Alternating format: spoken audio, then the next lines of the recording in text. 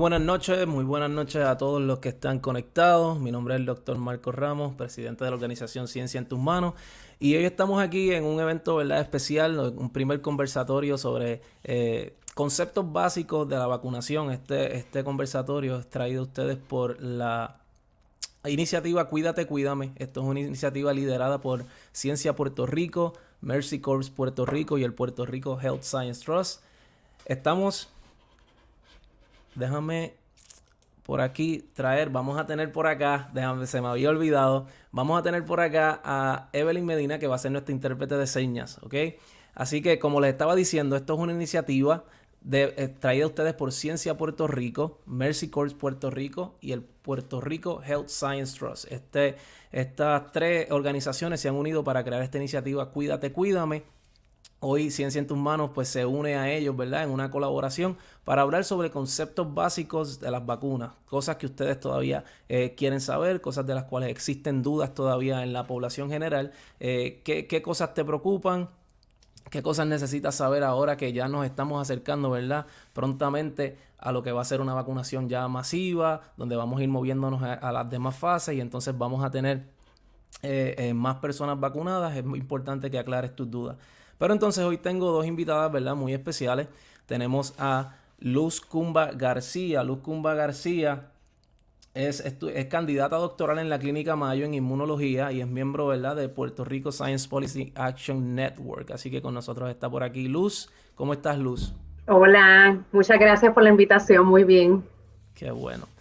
Y también entonces tenemos por acá a la doctora Cristina Ramos. La doctora Cristina Ramos es médico especialista en alergias e inmunología. Así que traigo por acá a la doctora Cristina Ramos. ¿Cómo está, doctora? Saludos, muy bien, gracias y buenas noches a todos.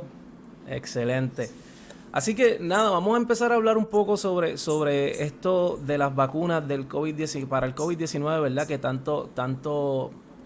tantas dudas sigue causando. Ya estamos bastante adelantados, diría yo, ya llevamos un mes y medio, más o menos, casi 2 meses en el proceso donde se ha comenzado a vacunar personas. En Estados Unidos ya se han administrado más de 50 millones de dosis. Así que y en Puerto Rico ya se han superado las 300,000 dosis administradas. Así que ya estamos bastante adelantados, ¿verdad? O diría, no es que estamos bien adelantados, pero sí estamos moviéndonos en la dirección correcta en cuanto a vacunación. Sin embargo, existen todavía dudas al respecto. Y yo creo que una de las dudas más comunes que existe es por qué esta vacuna es diferente, ¿verdad? Se habló mucho de que esta vacuna era algo sin precedentes, que era la primera vez que ocurría este tipo de vacuna. Y yo quisiera, ¿verdad?, volver a recalcar esto. ¿Qué es diferente en esta vacuna? Y si puede, Luz, quiero que nos expliques qué es diferente en esta vacuna y por qué es que es sin precedentes la misma.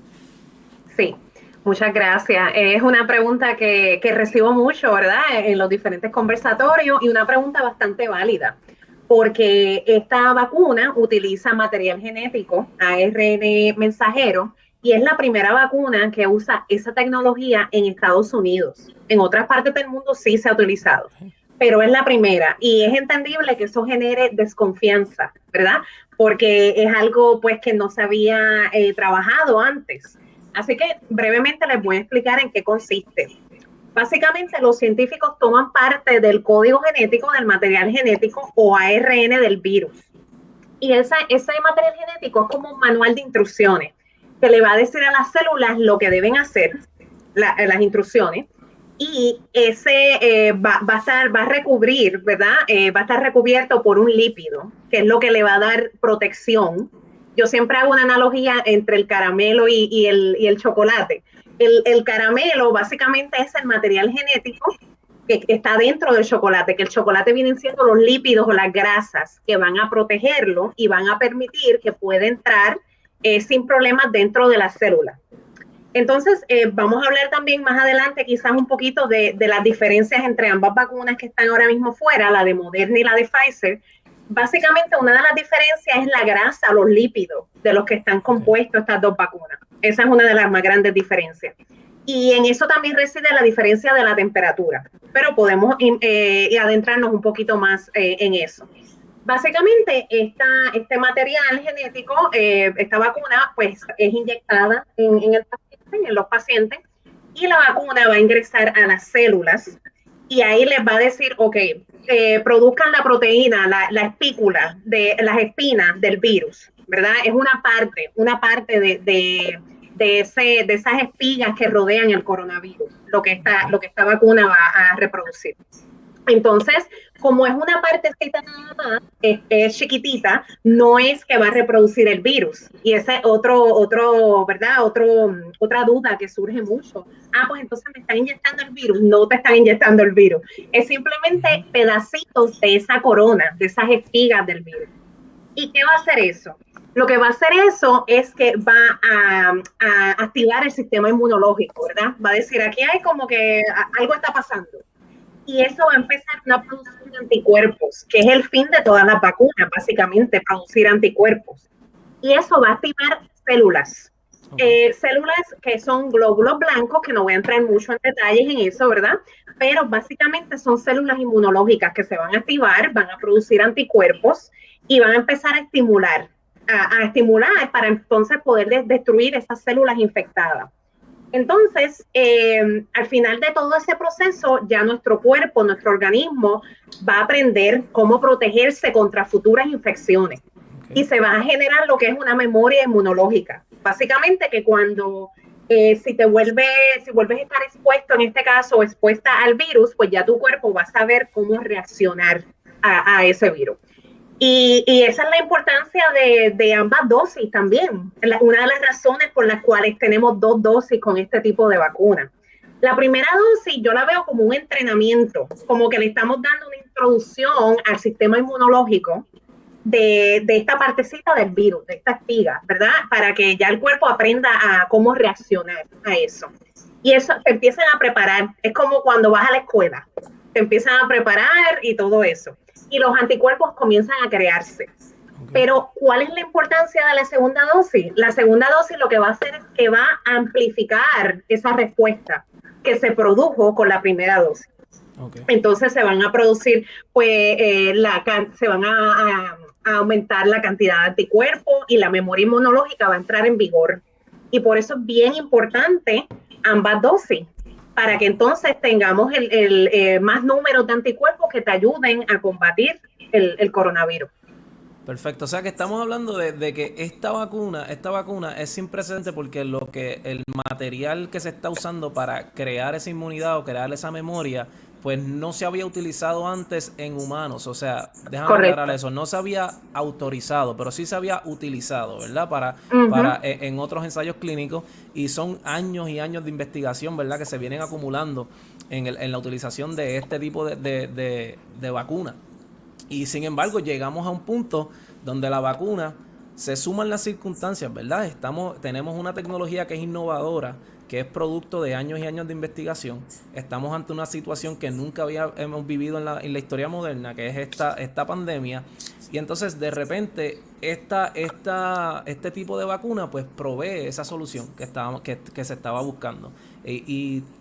Tiene muchísimas ventajas, y dentro de ellas una de las ventajas es la rapidez con la que se puede producir. Así que ciertamente era importante que esta vacuna, este tipo de tecnología, pues diera un paso al frente en una pandemia por la velocidad que requiere el momento. Y de hecho, esto ha abierto un sinnúmero de puertas, ¿verdad? Para otras enfermedades que también van a utilizar esta misma tecnología. Entonces estamos hablando de los componentes de la vacuna y me gustaría retomar eso un poco, porque sí, sabemos que la vacuna tiene ARN mensajero, me dijiste que es un material genético, tiene unos lípidos, ¿verdad? En la formulación tiene unos lípidos, unas grasas, tiene azúcares, ¿verdad? Correcto. Y tiene sales. Sales también. Esos son básicamente los 4 componentes. Entonces, ahora para hacerle esta pregunta a la doctora Cristina Ramos, es que estos componentes, la única contraindicación que hay, ¿verdad?, para que una persona no pueda vacunarse, es que haya tenido historial de alergias, ¿verdad?, de alergias severas contra alguno de estos componentes, ¿verdad? ¿Cuán común es que una persona pueda ser alérgica a este tipo de componentes? ¿Es algo común? No es algo común, ¿verdad? Y y esto no son componentes que están en vacunas previamente utilizadas, ¿verdad? No es las vacunas que los niños han recibido, por ejemplo. Así que es algo que muchas personas no han estado expuestas. Así que es bastante raro que los pacientes desarrollen alguna alergia a alguno de estos componentes. Uno de los componentes, ¿verdad? Lo tiene, por ejemplo, el Miralax, ¿verdad? Que es uno de los componentes que tiene la vacuna. Así que eso, ¿verdad? Si alguien ha tenido alguna reacción al Miralax, pues eso es algo que definitivamente hay que evaluar. Pero ha sido bien rara la incidencia de alergias, ¿verdad? Obviamente las noticias no las anuncian mucho y quizás pensamos que es más común de lo que ocurre, pero sabemos que la cantidad de reacciones alérgicas han sido mínimas y en los estudios han sido menos del 1%. Wow. No ha habido ninguna fatalidad asociada a esas reacciones alérgicas a las vacunas, que mucha gente está bien preocupada sobre eso.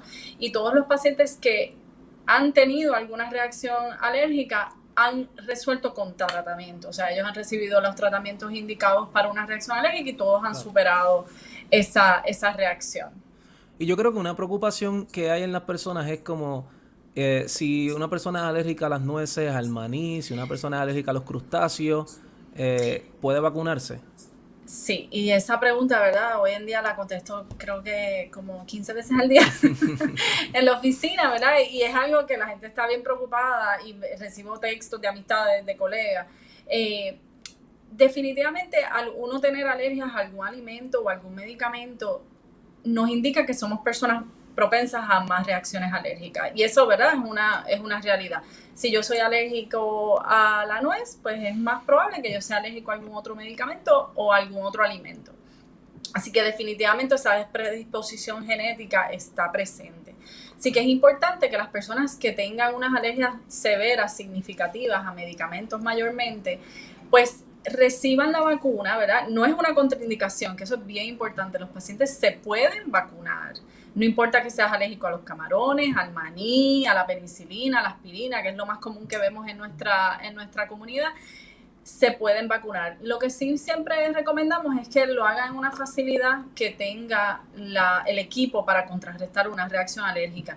Y según las guías del CDC, todo centro de vacunación debe estar preparado para ese tipo de reacción.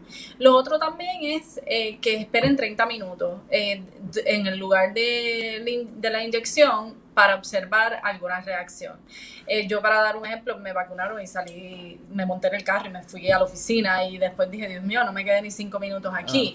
Así que eso no se los recomiendo. Definitivamente las personas deben de esperar, por lo menos las personas con esa predisposición alérgica, 30 minutos de observación. Pero sí se pueden vacunar, es bien importante. Excelente. Y te voy a hacer una pregunta un poco más práctica porque sé que, por ejemplo, hay muchas personas que van a ir a un centro de vacunación donde hay cientos de personas vacunándose al mismo tiempo.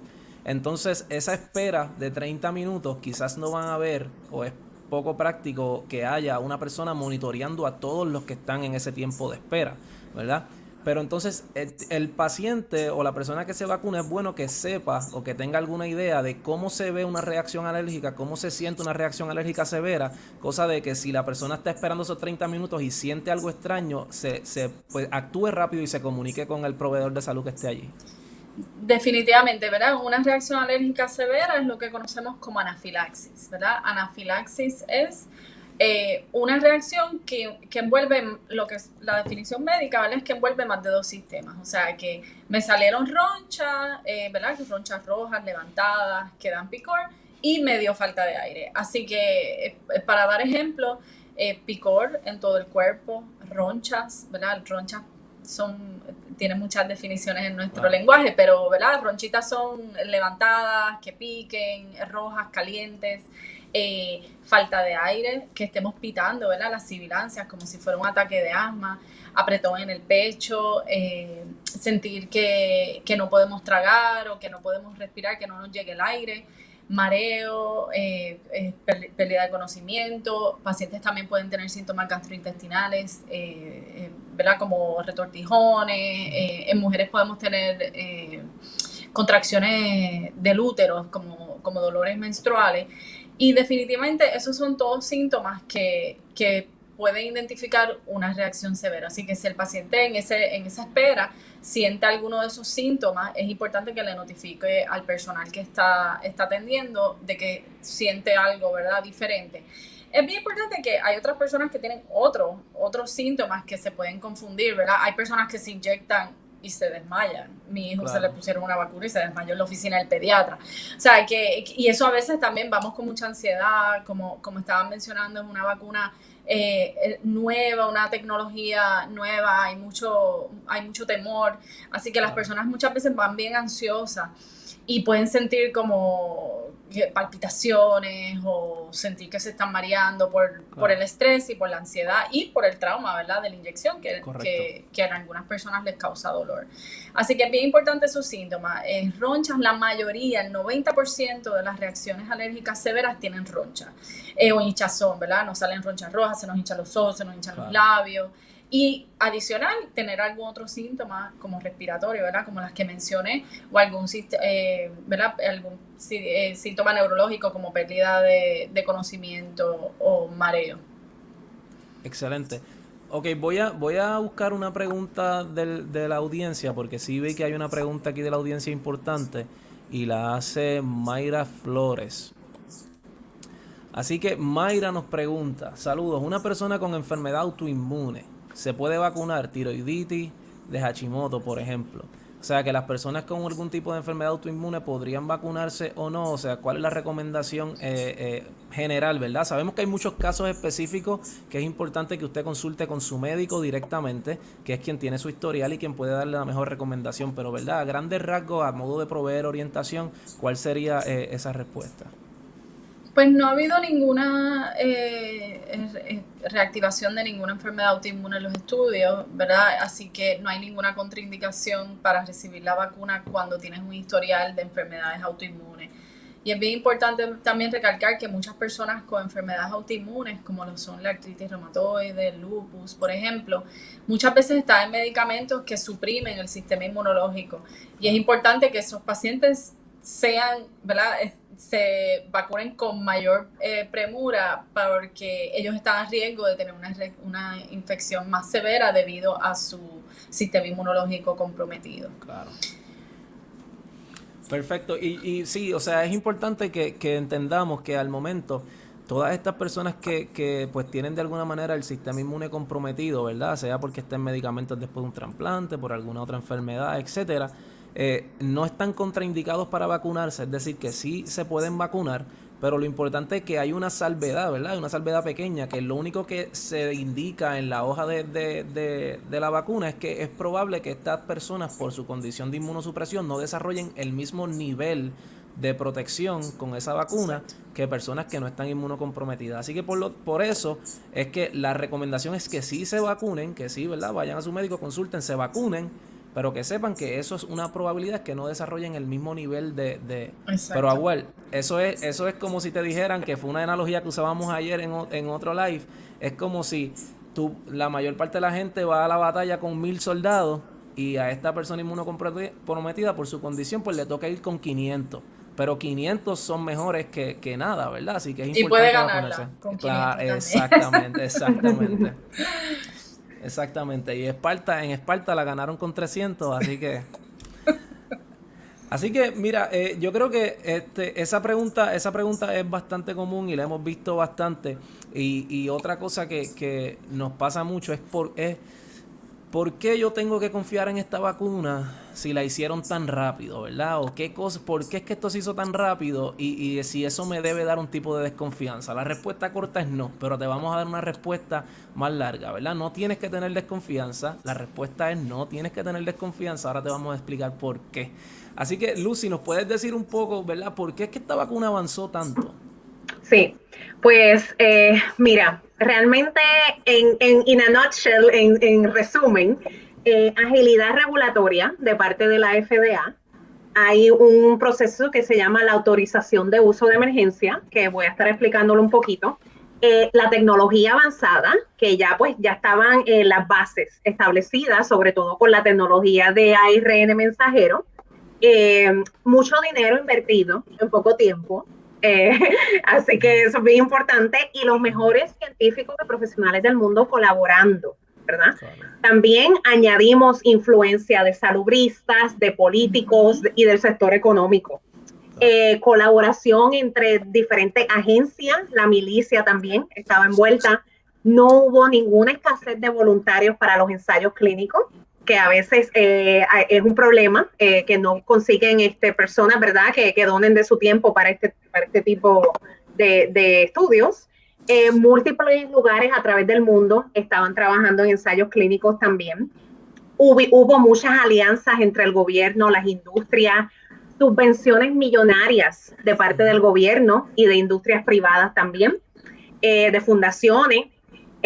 También aquí en Estados Unidos, yo estoy en Rochester, Minnesota, en la Clínica Mayo, el Operation Warp Speed, que es específicamente para Estados Unidos, que básicamente se utilizaron todos los recursos disponibles que tenían a mano del gobierno federal y del sector privado para acelerar el proceso de las pruebas, de los suministros, del desarrollo y distribución de vacunas, así como de terapias también. Así que esa infraestructura, ¿verdad?, que ya teníamos cimentada en muchas áreas, contribuyó a que la vacuna se realizara en un periodo de 10 meses. Claro. Cuando usualmente este periodo para desarrollar un fármaco toma de 10 a 12 años y millones, quizás hasta billones de dólares. Entonces, volviendo un poquito a lo que es la autorización para uso de emergencia, ¿verdad? Ambas vacunas que están ahora mismo disponibles, la de Pfizer y la de Moderna, están bajo esta autorización. ¿Y qué quiere decir esta autorización? Ambas vacunas pasaron por todas las fases de ensayos clínicos de la fase 1 a la 3. O sea que se hicieron estudios de eficacia, de seguridad, de todo eso. No es que nos están dando una vacuna que no ha sido probada, no es eso. Y eso es algo que mucha gente no entiende, ¿verdad? Pero para eso estamos aquí. La FDA lo que hizo fue agilizar todo ese proceso que tarda tantos años. Cuando se cumplen ciertos criterios de seguridad, obviamente es una de las cosas más preocupantes, que las personas estén seguras.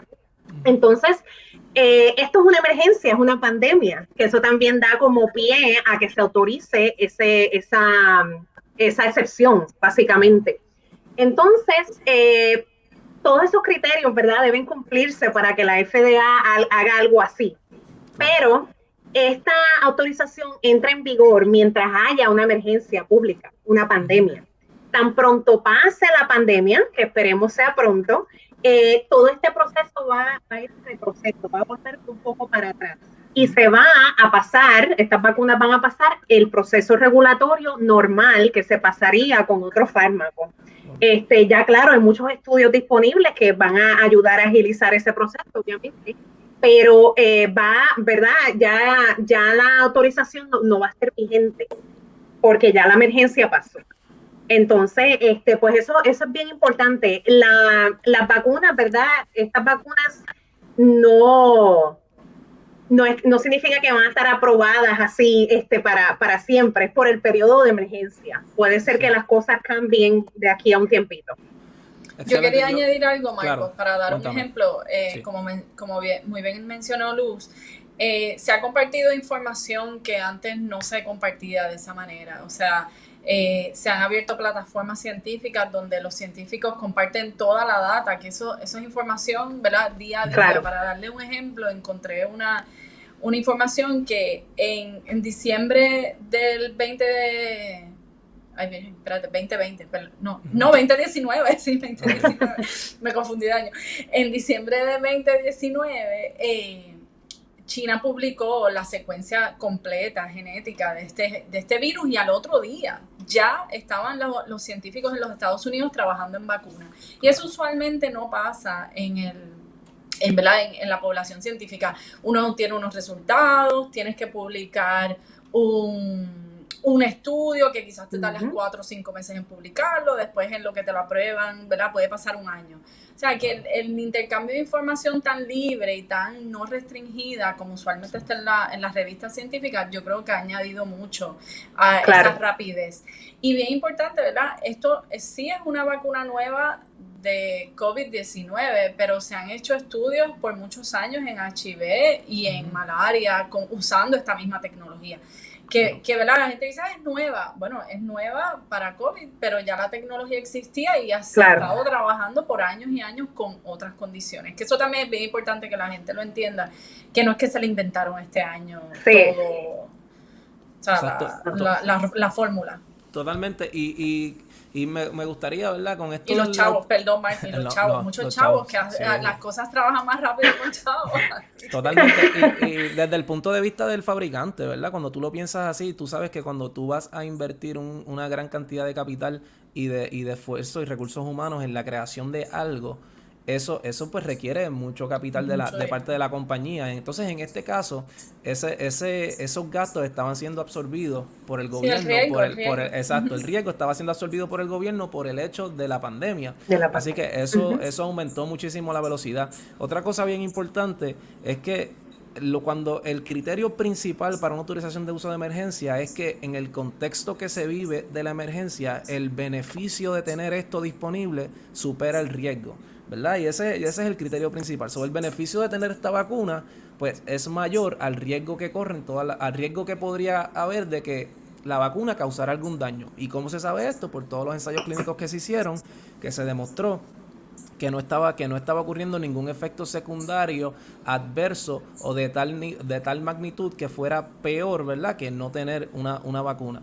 Así que, dicho eso, estos ensayos clínicos, la otra de las cosas por la cual a mí me gusta explicarle a la gente esto es porque cuando uno hace un ensayo clínico, uno tiene que reclutar personas que potencialmente estén expuestas a esa enfermedad, ¿verdad? Por ejemplo, si yo quiero probar una vacuna contra el dengue, yo tendría que ir a un lugar endémico para dengue para yo saber si la vacuna funciona o no, porque entonces las personas que yo vacune tienen que estar expuestas a la enfermedad para entonces saber si la vacuna funciona, ¿verdad?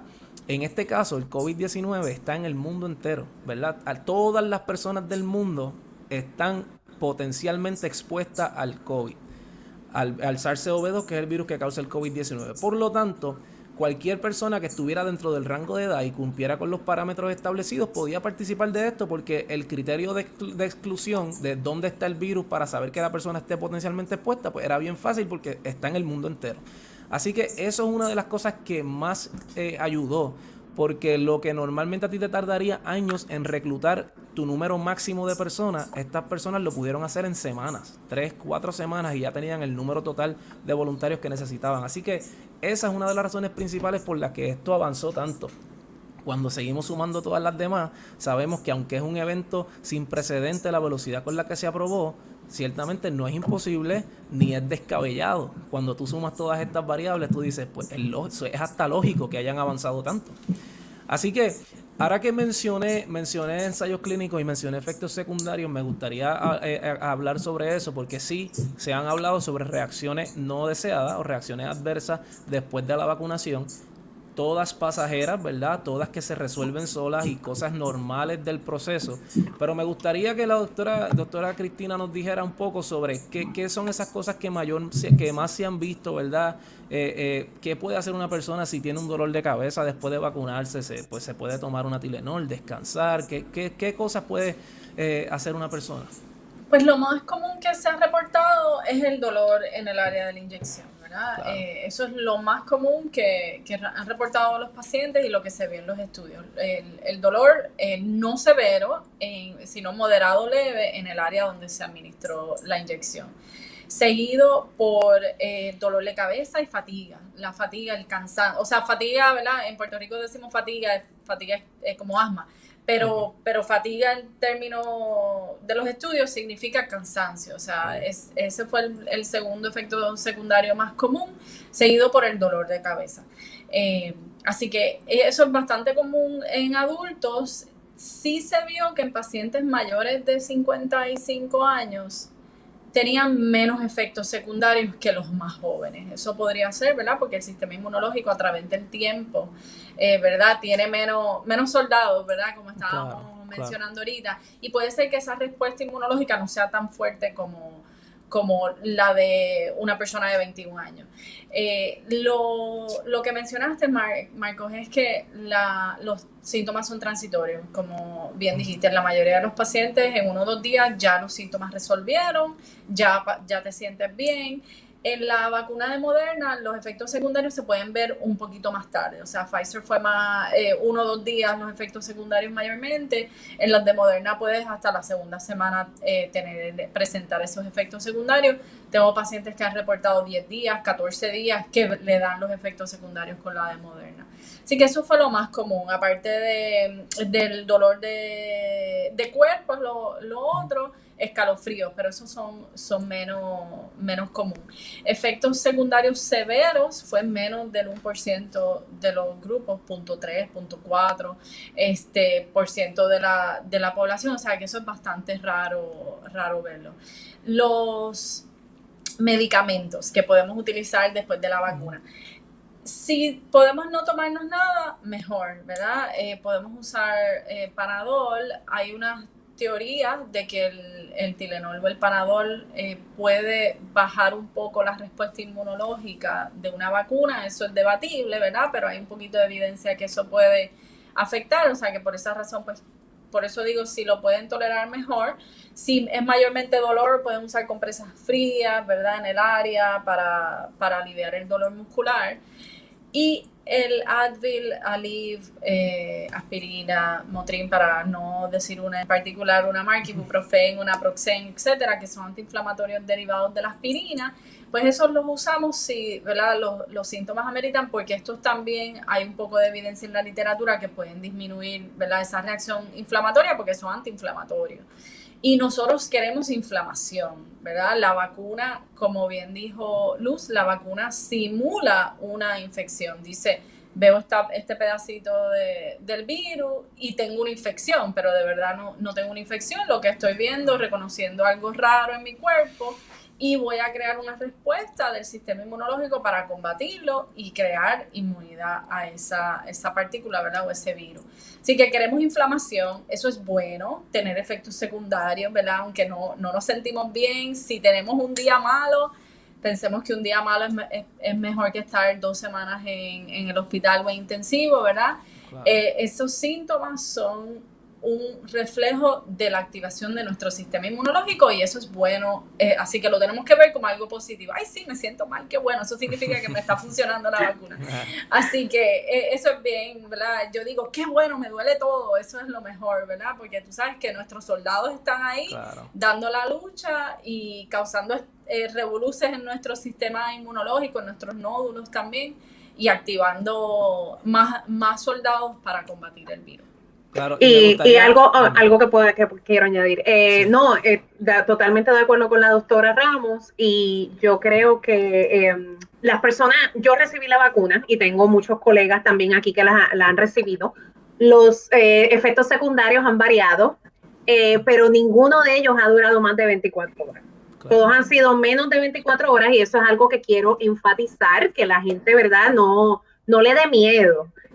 Han sido mínimos, como dijo la doctora, algunos de ellos han presentado fiebre, tengo unos compañeros que presentaron fiebre, pero menos de 24 horas, que tampoco es algo duradero, no te va a durar una semana ni nada por el estilo, y es un buen indicio, de que tu sistema inmunológico está activado, así que no debemos tener miedo en esa parte. Totalmente, a mí yo me vacuné y me dieron algunos efectos, ¿verdad?, secundarios. Me dio un poco de dolor de cabeza, una fiebre de grado bajo, pero fueron cosas normales y como bien Luz indica, pues pasaron bastante rápido. Ahora, algo que quiero aclarar es que si usted se vacuna o usted tiene una abuelita que se vacuna, una persona mayor de edad, ya se ha visto, ¿verdad?, que en mayores de 55 años estos efectos secundarios son menos, ¿verdad? Sin embargo, si usted no experimenta efectos secundarios o reacciones como esta, no significa que la vacuna no esté funcionando, ¿ok? Es un indicio de que está funcionando, pero cuando se miraron los niveles de anticuerpos y se compararon la respuesta entre las personas que tenían más efectos secundarios y las que no, pues era más o menos, era lo mismo, ¿verdad? Lo que pasa es que los seres humanos son bien individuales en su pensamiento, pero también son bien individuales en cómo reaccionan a las cosas, ¿verdad? Así correcto. Que unas personas reaccionan de una forma, otras personas reaccionan funcionan de otra, pero el fin de la vacunación, que es producir anticuerpos y crear esa inmunidad, eso sí está ocurriendo. Tengo una pregunta bien interesante que es los efectos secundarios asociados a dermatología o a apariciones en la piel. Quizás la doctora Cristina Ramos tiene algún comentario sobre eso, pero sí, he visto lo que le llaman una reacción de hipersensitividad retrasada, que es lo que le dicen el COVID arm, que hemos visto bastante. ¿De qué se trata eso? Bueno, eso muchas veces son reacciones locales, ¿verdad? A los componentes de la vacuna. También hay que pensar, ¿verdad? Que estamos inyectando un material que es extraño al cuerpo y van a venir todos esos soldados a recoger esos pedacitos de la vacuna, ¿verdad? Lo que se inyectó, a distribuirlo a través de los nódulos linfáticos y nuestro sistema inmunológico para crear esa respuesta.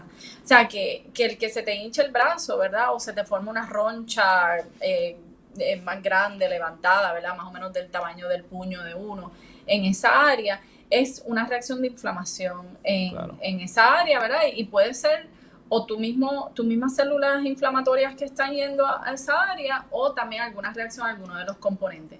Eso no debe de preocupar para recibir la segunda dosis, ¿verdad? De la vacuna. O sea, que te hayas tenido, ¿verdad? Una reacción local grande en el área de la inyección no debe de disuadir al paciente a recibir una segunda dosis. Tengo pacientes, ¿verdad?, que les ha dado roncha, o sea, urticaria, la vacuna. Eso puede ocurrir, ¿verdad? A veces, como estamos activando el sistema inmunológico, pues la urticaria también se puede activar, ¿verdad? Hay personas que se enferman y les salen urticarias y es la causa más común de urticaria en niños, son infecciones, es una respuesta del sistema inmunológico también. Pero igual, si es algo leve, que no causó síntomas más allá de solamente ronchas en el cuerpo, puede recibir la segunda dosis sin preocupación.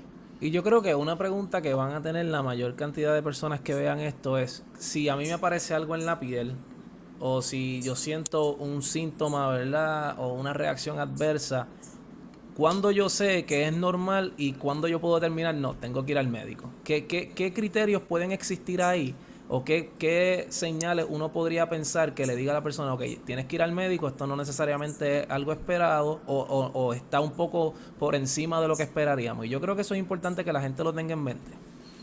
Yo creo que definitivamente lo que hablamos ahorita de lo que es anafilaxis, ¿verdad? Si tenemos síntomas más severos, que tenemos dificultad en respirar, que, ¿verdad?, estamos mareados, que estamos confundidos, un dolor de cabeza bien severo que no mejore con Panadol o algo antiinflamatorio, ¿verdad? Aunque mencioné, ¿verdad?, que es controversial esos medicamentos y debemos de tratar de no tomarlos, ¿verdad? Lo mejor es no tomarnos nada, pero definitivamente, ¿verdad?, si hay mucho dolor o dolor de cabeza se pueden utilizar, no es que tampoco van a eliminar por completo el efecto de la vacuna. Pero si esos síntomas no mejoran con antiinflamatorios o con Tylenol o Panadol, y si tengo otro síntoma, ¿verdad?, severo, como falta de aire, no poder respirar bien, pues entonces sí deben de acudir a su médico, a un hospital. Algo bien importante también es que quizás lo vamos a tocar más adelante, es que la vacuna no nos protege ese día y esa semana, ¿ok? Claro. Así que ponle que yo me haya vacunado hoy y yo en 3 días tengo fiebre, congestión, no puedo respirar bien, tengo falta de aire. Tenemos que pensar también que yo puedo tener otro tipo de infección o puedo tener COVID, ¿verdad? Claro. La protección de la vacuna no es tardía, ¿verdad? No sé si quieren que entremos en eso ahora, pero la respuesta a la vacuna ocurre ya después de la segunda semana y el pico es a los 4 a 6 semanas que tú produces, es tu producción de anticuerpos más potente. Y necesitamos esa segunda dosis para tener esa protección llegando a los 90%, ¿verdad? En los pacientes y dependiendo, ¿verdad?, de qué vacuna estemos hablando. Así que no podemos pensar que me vacuné y tengo síntomas de COVID que no mejoran con medicamentos o no fueron en ese 1 día, 2 días después de la vacuna, pues definitivamente hay que evaluarse. Totalmente. Mira, y tenemos una pregunta que casualmente relacionada a lo que estábamos hablando ahora, que es la duración de la inmunidad y si se va a necesitar un refuerzo y cada cuánto. Yo creo que esta es una pregunta bien buena y es una pregunta en desarrollo, que es lo más interesante. Pero voy a dar mi respuesta y entonces podemos seguir hablando sobre esto. Pero mira, La realidad es que la duración de la inmunidad hasta ahora, lo que se ha visto, ¿verdad? O lo que está confirmado con evidencia es hasta 3 meses porque es lo que está publicado. Eso no significa que solamente dura 3 meses. Significa que ahora hay que esperar el próximo reporte que quizás nos va a decir, mira, han pasado 6 meses y esta gente todavía está súper bien. Quizás entonces cuando pasen 9, cuando pase el año, nos van entonces a dar los updates y nos va a decir, pasó un año y todavía están bien. Ahora, esto es algo en desarrollo porque las personas se están vacunando al mismo tiempo, ¿verdad? El COVID seguimos durante la pandemia, así que vamos a ver cuánto van a durar esos anticuerpos según el tiempo pase. Por eso es que sigue siendo una respuesta en desarrollo. Pero hasta el sol de hoy, el CDC actualizó sus recomendaciones hace poco para indicar que las personas que se habían terminado de vacunar, es decir, que habían recibido las 2 dosis y habían pasado más de 2 semanas después de su segunda dosis, pues ya no iban a tener que hacer una cuarentena si se exponían, por el hecho de que se entiende que esas personas pues no van a transmitir, ¿verdad?, el virus, y que esos 3 meses, por 3 meses después de 2 semanas, después de la segunda dosis, ¿verdad?, por 3 meses esas personas podrían tener esa recomendación o podrían seguir esa recomendación de no tener que hacer la cuarentena después de estar expuesto. Eso es una recomendación que hace el CDC. Ahora, igual, como todas las recomendaciones son eso, son recomendaciones, ¿verdad? Pero ahora, si usted vive en un lugar, en una comunidad que está altamente, tiene muchísimos casos, ¿verdad? Y que hay muchísimas cosas pasando en su comunidad, esa recomendación quizás no es la perfecta para usted, ¿verdad? Así que hay que ponerlo todo en contexto. Pero, ¿qué podemos entonces añadir sobre esto de la duración de la inmunidad? Si se va a necesitar un booster, si no. Como muy bien dijiste, está en desarrollo todo, que no podemos llegar a conclusiones. Estaba leyendo hace poco un artículo, ¿verdad? Que cabe la posibilidad, no hay nada escrito sobre piedra, no hay nada científicamente establecido, que quizás nos tendremos que poner una vacuna al año, como lo es con la influenza, ¿verdad? Como lo es con la vacuna de la influenza. Eso es algo que puede o no pasar, no se sabe todavía. Pero tampoco es algo malo, ¿verdad? Simplemente es acudir a darse ese booster anual, que es lo mismo que pasaría con lo de la influenza, con la vacuna de la influenza. Pero todavía no sabemos nada, no tenemos datos que ¿verdad?, que le den soporte a eso. Claro. Doctora, si quiere añadir algo a No, yo eso. creo que todo, de acuerdo totalmente. Está por verse. Exacto, está por verse. Mira, tengo otra pregunta bien interesante acá, es si se recomienda la vacuna para las mujeres embarazadas. Esa es una pregunta que también se ha hecho muchísimo y creo que entonces la doctora Cristina Ramos, ¿cuál sería esa recomendación para este grupo? Pues la recomendación, básicamente, que las embarazadas son alto riesgo, ¿verdad? Y hubo hasta un caso reportado que la mamá transmitió los anticuerpos del útero al bebé, nació con esa protección de COVID. O sea que la recomendación es que las mujeres embarazadas reciban la vacuna. ¿Okay? Sé que, ¿verdad?, es algo que causa un poquito de más ansiedad quizás, ¿verdad?, porque son 2 personas y no una, pero definitivamente las embarazadas están consideradas alto riesgo, así que definitivamente se recomienda la vacunación. Y conozco acá en la clínica compañeras embarazadas que se han vacunado. Así que les puedo hablar de primera mano, ¿verdad? No han presentado síntomas severos, están muy bien. Hay una que dio a luz hace poco, y todo muy bien, todo tranquilo. Así que sí, yo estoy de acuerdo con la doctora. Y a medida que se sigan completando los ensayos clínicos, vamos a tener más datos para también menores de 16 años y 18 años. Si es seguro vacunarse, para que comiencen entonces con ese proceso de vacunación, porque esa es una de las razones por las cuales las campañas de vacunación no se han enfocado en esas poblaciones, simplemente porque hay ensayos clínicos que necesitan completarse. Totalmente, y sí, o sea, de nuevo recalcamos, la vacuna no está contraindicada para ningún grupo que no sea las personas que han tenido alergias, ¿verdad? Ya sea algún componente de la vacuna o alergias a la primera dosis, se recomienda que no reciban la segunda. Eso es los únicos grupos que están excluidos de poder vacunarse son esos, ¿verdad? Los demás pueden vacunarse. Si usted tiene dudas, es importante entonces que usted consulte con su médico el caso particular porque usted quiere quiere aclararlo, ¿verdad? Y eso es una de las recomendaciones que el CDC siempre ha hecho, y es que se provea, ¿verdad? Esa orientación de riesgos-beneficios a los pacientes para que entonces los pacientes estén totalmente seguros, ¿verdad? De esa decisión que estén tomando, pero sí, la vacunación solamente va a ser bien, ¿verdad? En ayudarte a proteger contra el COVID-19. Entonces, ya que mencionaste lo de la edad, me parece que aquí tenemos otra pregunta de Waleska González. ¿Por qué las vacunas disponibles, entiéndase Pfizer y Moderna, tienen limitación de edad? ¿Quién está más adelantado para una vacuna para niños? ¿Si Novavax, Johnson Johnson, Pfizer o quién? Bueno, yo entiendo que mi entendimiento, si no estoy equivocada, es que Pfizer ya está casi completando los estudios en niños. O sea, que esa data está por salir y se espera que en los próximos, no sé si puedo decir semanas, pero en los próximos semanas o meses ya esté esa aprobación para niños.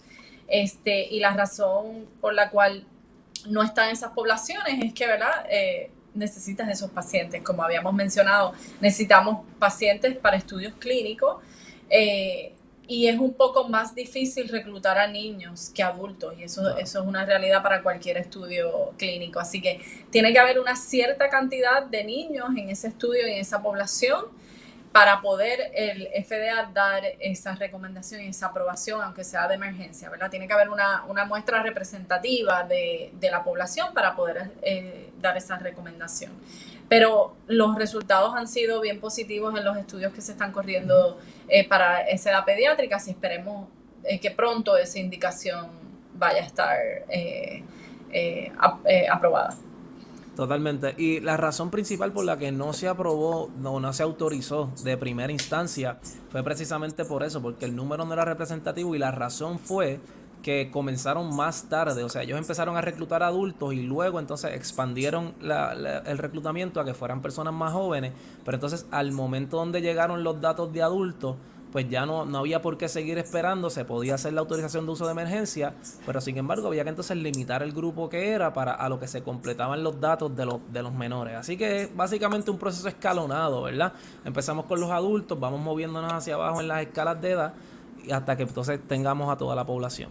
Y si una dice 18 y una dice 16, no es ninguna otra razón de seguridad. Simplemente ellos no tenían suficientes pacientes en ese grupo 16 a 18 para poder conseguir esa aprobación, como estaba mencionando. Correcto. Exactamente. Ok, tenemos varias preguntas ahora. Quiero que entonces hablemos sobre la implicación, ¿verdad? Hemos hablado de la vacuna, hemos hablado de cuáles son los efectos, de cuáles efectos secundarios, de las reacciones alérgicas, cómo manejarlo. Ahora quiero que hablemos un poco de la implicación de la vacunación para la pandemia. ¿Qué significa este proceso de vacunación para la pandemia? ¿Qué significa que esta pandemia se acaba pronto? ¿Significa que ya mismo podemos volver a la normalidad? ¿Significa que ya pronto podemos dejar las mascarillas? ¿Que podemos dejar de lavarnos las manos? Aunque no les recomiendo a nadie que se deje de lavar las manos. Así que, ¿qué significa? ¿Qué significa esta vacunación para la pandemia? Y para las medidas que tenemos que tomar. ¿Yo contesto? Pues, comienza tu Luz, comienza así. Pues mira, a mí me encantan las analogías. Yo creo que es la mejor manera de que la gente entienda en arroz y habichuelas qué queremos decir. Yo veo las vacunas como una sombrilla que te protege, ¿verdad? Puede ser que llueva o no llueva, pero si la tienes en tu cartera, contigo, con el paraguas, vas a estar protegido. Vas a estar listo para lo que venga, lista para lo que venga. Y también no te vas a enfermar y no vas a enfermar, ¿verdad? A tu núcleo, a la gente que vive contigo. Pues primero que todo es un mecanismo de protección. Puede ser o no que te dé el coronavirus, porque eso es otra desinformación. La gente piensa, ay, como me vacuné, me puedo ir así por ahí al garete por la vida, no me voy a enfermar. Y vacunarse no es que te haga inmune, porque, o sea, tú te puedes enfermar. La cuestión es que no va a ser una enfermedad crónica, ¿verdad? Va a ser una enfermedad más leve, y eso es la realidad con la gran mayoría de las vacunas. Y la realidad es que aún después de vacunarte, no sabemos si podemos seguir contagiando a otros después de vacunarte. Todavía no hay información, la información necesaria para uno poder llegar a esa conclusión. Tampoco se sabe con certeza cuánto dura la inmunidad después de vacunarse. Sí hay estudios que dicen que hasta 3 meses, pero necesitan ser completados, no sabemos cuánto tiempo dura. la mayoría de las personas siguen sin vacunarse y ahí entra un concepto que se llama la inmunidad de rebaño o la inmunidad de comunidad, que básicamente cuando unas personas, ciertas personas en la comunidad se vacunan, están protegiendo, ¿verdad?, a las demás, al resto de las personas que no se pueden vacunar. Que, por ejemplo, bebés recién nacidos, personas con algún tipo de problema de salud que no pueden vacunarse, con algún tipo de alergia. Entonces, ¿qué pasa? Que la mayoría de las personas siguen sin vacunarse, entonces no se sabe exactamente el porcentaje que se necesita para que la inmunidad de rebaño entre en vigor, se active. Y tenemos que ser conscientes de eso, ¿verdad? No ser egoístas, en otras palabras. Como yo me vacuné, entonces puedo hacer una fiesta, puedo ir por ahí, porque hay mucha gente que sigue sin vacunarse. Claro. En algunos países como Colombia, la vacunación apenas empezó esta semana. Así que tenemos que ser conscientes de esas cosas. También otros factores, ¿cuántas personas se han vacunado? Pues no se sabe. En algunos lugares todavía, como dije, apenas se está comenzando. Y todo eso, ¿verdad? Tenemos que ser conscientes no tan solo de nosotros, sino también de la gente que nos rodea, ser responsable con eso. Y seguir con las medidas de prevención, lavado de manos, usar mascarilla, distanciamiento. Eso es lo que diría. Sí, yo creo que esa última parte que dijiste es clave, ¿verdad? Esa última parte que mencionaste es vital por el hecho de que tenemos que seguir con las medidas de protección que hemos estado haciendo hasta ahora, ¿verdad? No importa que usted esté vacunado, usted debe seguir con ella hasta que sepamos más, ¿verdad? Es como es lo mismo que le digo a la gente, aguanta un poco más, ya te vacunaste, ya te da un poco de paz mental, el hecho de saber que mira, 95% es muy probable que si me da el COVID, pues no desarrolle una enfermedad severa, pero aguanta un poco más, sigue utilizando la mascarilla porque no ahora ya no es para ti, hasta que no sepamos si tú puedes transmitir el virus o no, ponte esa mascarilla, mantén la distancia, lávate las manos, etcétera. Así que yo creo que eso es bien importante que lo entendamos. Si vamos a volver a la normalidad pronto o no, que es una de las preguntas grandes, ¿verdad? ¿Vamos a volver a la normalidad pronto con esta vacuna? ¿Es esto lo que faltaba para que entonces nosotros podamos volver a la normalidad? Doctora Cristina Ramos. Bueno, yo creo que como mencionó Luz, va a depender de muchos factores, o sea, la cantidad de personas que se vacunen, las personas, ¿verdad? Cómo se comporta la pandemia a través del mundo. Sabemos que hay unos cambios. El virus muta igual que todos los virus, igual que por eso, ¿verdad? Muchas veces nos tenemos que poner, bueno, la mayoría de las veces nos tenemos que poner la influenza todos los años. Se descubren mutaciones todos los años. Y las vacunas se ajustan a esas mutaciones y con esta tecnología esas vacunas se pueden ajustar rápidamente y se pueden alterar y que entonces quizás el año que viene la vacuna es un poquito diferente y nos cubre esas mutaciones que surjan, ¿verdad? Hasta ahora las que se han reportado para nosotros, ¿verdad? Según las compañías, muchas de ellas están cubiertas con las vacunas actuales, ¿verdad? En las noticias salieron unas nuevas, creo que fue antes de ayer, que se reportaron dos mutaciones más, pero creo que eso va a depender, ¿verdad? La normalidad va a depender del proceso de vacunación, el comportamiento mundial, ¿verdad? De la pandemia y definitivamente de nuestras prácticas. Yo pienso que las mascarillas van a durar mucho tiempo todavía. Obviamente, como bien dijiste, el lavado de manos debe continuar el resto de nuestras vidas. Creo que todos nos hemos dado cuenta que nadie se sabía lavar las manos anteriormente. Así que creo que esto nos ha cambiado y creo que las prácticas sanitarias ¿verdad? De sanidad van a permanecer. Perfecto. Nada, voy a coger dos preguntitas más para entonces ir cerrando. Marco, discúlpame. Sí. También bien importante, ninguna Claro. vacuna es 100% efectiva, ¿ok? Claro. Que eso es bien importante aclarar. Ninguna vacuna, ni la de neumococo, ni la de varicela, ni la de polio, ni de tétano, difteria, ni la de COVID, ni la de influenza. Así que, aunque nos vacunemos, ninguna es 100%, así que siempre tenemos que mantener esas precauciones aunque estemos vacunados. Totalmente. Ok, voy a solo responder esta pregunta rapidito. Aquí está. La de Mary Jane Yera, si las personas con COVID pueden vacunarse. La respuesta es que si usted tiene COVID ahora, o sea, una enfermedad aguda, es decir, que tiene COVID ahora, usted no se debe vacunar. ¿verdad? Porque usted tiene la enfermedad al momento, así que no está recomendada para personas que tienen la enfermedad aguda.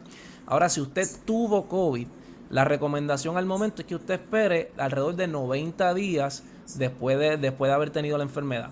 La razón para esto no es porque usted está a mayor riesgo de desarrollar alguna severidad o alguna reacción adversa si usted tuvo COVID. La razón es simplemente que se entiende que usted al haber estado infectado tiene una inmunidad natural que va a durar al menos 90 días, ¿verdad? Por los datos que se tienen hasta ahora. Así que es básicamente dale tu espacio a otra persona porque tú vas a estar cubierto por 90 días.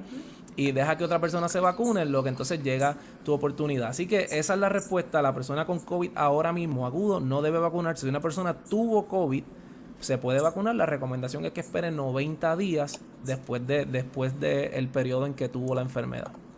¿Ok? Así que nada, creo que ya se nos acaba el tiempo. Estoy tratando de verificar que no se me quede ninguna pregunta importante, pero creo que estamos bastante cubiertos. Hemos hablado de muchísimas cosas. Bien importante es que mantengan las medidas, ¿verdad?, de prevención. Ahora mismo el paso con el que se está vacunando a las personas es bueno, es mejor de lo que se esperaba, ¿verdad?, a la velocidad que vamos. Yo personalmente, ¿verdad?, tengo la esperanza de que ahora, cuando se acabe las pandemias tienen un comportamiento, ¿verdad? Así que en este periodo más frío se vio un aumento en casos en los Estados Unidos, o con el momento de las Navidades, las fiestas, se vio un aumento en casos. Se espera que esos casos empiecen a bajar pronto, esto sumado a todas las cosas que nosotros estamos haciendo para cuidarnos, para protegernos. Si nosotros todos salimos a vacunarnos, tan pronto esté la vacuna disponible para nosotros, vamos a poder hacer que si esa curva iba a volver a subir o los casos iban a volver a subir, pues no suceda si todos salimos a vacunarnos cuando tenemos que hacerlo. Así que tan pronto les toque, la exhortación siempre es vacúnese, porque solamente nos está haciendo un bien a usted y le está haciendo un bien a todos. No hay que tenerle miedo a la vacuna, no hay que tenerle miedo a ningún efecto adverso. Al momento eso es súper mínimo y vamos a estar bien, usted va a estar bien. Y bien importante es que se mantenga informado. Y para eso, siga siempre el hashtag Cuídate, Cuídame. Ese hashtag, ahí va a estar toda la información que usted necesita, ¿verdad? Sobre cómo cuidarse, cómo cuidar a otros en un lenguaje que todos podemos entender. Esta iniciativa es una iniciativa de Mercy Corps Puerto Rico, de Ciencia Puerto Rico y el Public Health Trust. Y en esta serie de conversaciones pues se ha unido nuestra organización también Ciencia en Tus Manos. Si no nos sigue todavía en las redes sociales, síganos, Ciencia en Tus Manos. Allí nosotros somos una organización sin fines de lucro que también se dedica a la comunicación científica y también a la educación y al desarrollo profesional de estudiantes en áreas de ciencia. Así que, dicho eso, le doy las gracias. Gracias, Luz. Gracias por estar con nosotros hoy y por tu participación. Muchas gracias a la doctora Cristina Ramos. Muchas gracias a todas las personas que están tras bastidores por ahí en la producción. Y muchas gracias a Mercy Corps Puerto Rico, el Public Health Science Trust, Ciencia Puerto Rico, y a la iniciativa Cuídate, Cuídame. Gracias a las intérpretes Evelyn Medina, que estuvo con nosotros hoy, a Sara Camilo. Excelente que hayan estado con nosotros y vamos a estar en ellas siempre que tengamos estos conversatorios. Van a estar ellas por ahí al intérpretes, ¿verdad?, con nosotros, para siempre mantener a la comunidad sorda bien informada como se merecen. Sí, no tengan miedo de preguntar, o sea, pregunten, síganos en las redes, a los científicos, ¿sabes? Nuestra información de contacto está ahí también. Pregunten antes de hacer alguna, ¿verdad?, algún comentario, alguna aseveración. Tengan la certeza de que viene de una fuente confiable. Tengan mucho cuidado con las cosas que comparten en las redes, por favor. Mejor es que pregunten, personas confiables, expertos, antes de compartir o diseminar cualquier tipo de información. Así que a las órdenes siempre y muchas gracias por la invitación.